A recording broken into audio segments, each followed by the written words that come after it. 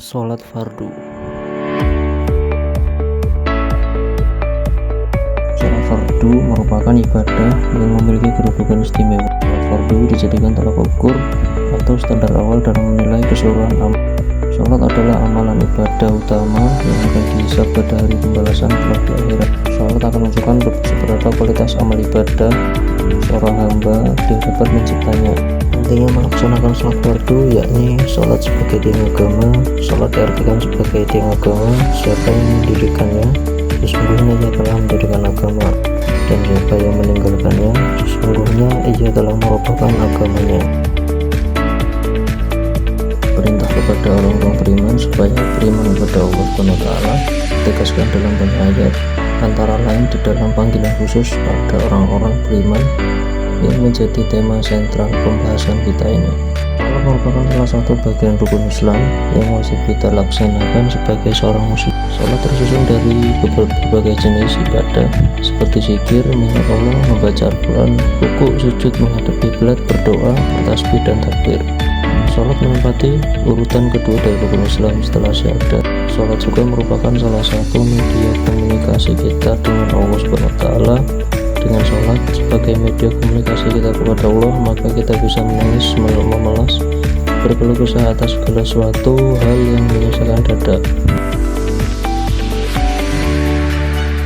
Menurut seorang tokoh bernama Said Sabiq dalam kitabnya Fikih Sunnah, yang menerangkan bahwa sholat dalam agama Islam menempati kedudukan yang tak dapat ditandingi oleh ibadah manapun juga. Karena sholat merupakan tiang agama bagi umat Islam, ia merupakan tiang agama di mana ia tidak dapat tegak kecuali dengan itu. Selain sebagai tiang agama, masalah sholat merupakan ibadah pertama kali dihisab kelak di hari kiamat. Oleh sebab itu, jangan pernah sekali-kali kita menggunakan perihal masalah sholat ini. Sholat juga merupakan ibadah yang waktunya dibatasi, ada awal dan akhirnya. Sholat itu wajib bagi atas orang-orang yang beragama Muslim yang berakal lagi balik berdasarkan hadis Aisyah radhiyallahu anha. Artinya bahwa Nabi SAW telah bersabda, diangkatkan kalam dari tiga golongan, dari orang tidur sampai ia bangun, dari anak-anak sampai ia bermimpi, dan dari orang gila sampai dia sadarkan diri. Hadis riwayat Ahmad dan Ashabus Sunnah serta Hakim yang mengatakan sah dengan syarat Bukhari dan Muslim dan dinyatakan oleh Tirmizi. Dari paparan di atas jelas diketahui bahwa betapa pentingnya ibadah sholat bagi kita yang beragama Islam. Sebab wajibnya sholat tersebut, maka tidak ada celah bagi kita untuk menghindarinya. Walau fakta di zaman sekarang sudah banyak sekali orang-orang yang menunaikan perintah sholat ini, tak jarang kita jumpai orang-orang yang sibuk dengan pekerjaannya, dengan studinya, meninggalkan sholat dengan mudahnya tanpa rasa khawatir sedikit pun. Dalam kaitannya dengan ibadah sholat, ada tiga golongan umat Islam di negara Indonesia. Satu golongan yang sholat, dua golongan yang tidak sholat, tiga golongan yang terkadang-kadang sholat, terkadang-kadang tidak meninggalkan sholat, sama sekali mengkipan tiada diterima suatu amal pun. Sebagaimana tiada diterima dengan adanya syirik, karena sholat itu imad al-Islam, tiang tengah malam. Agama dianalogikan sebagai rumah, di mana rumah itu tidak bisa berdiri tegak tanpa adanya tiang sholat. Namun tak jarang banyak orang dengan tidak sengaja meninggalkan ibadah sholat dengan beberapa alasan atau sebab, seperti sebab lupa atau sebab ketiduran.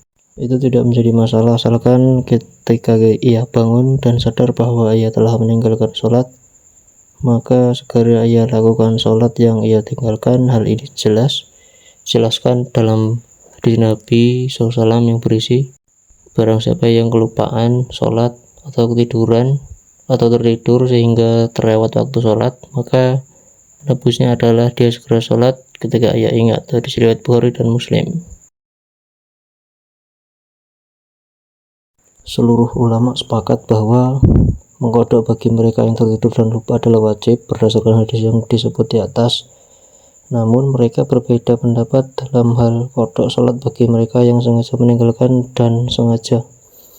Sholat merupakan ibadah yang dibatasi awal dan akhir waktunya, maka dapat ditarik kesimpulan bahwa sah suatu sholat yang dikerjakan sebelum dan sesudah waktunya. Maka apabila seorang muslim yang mengerjakan sholat maghrib sebelum datang waktunya atau dalam waktu sholat isya, maka tidaklah diterima sholatnya.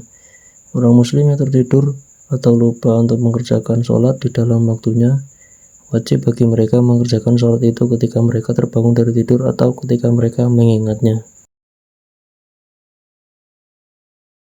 Rasulullah SAW menjama antara zuhur dengan asar dan antara maghrib dengan isya di Madinah tanpa sebab takut dan hujan.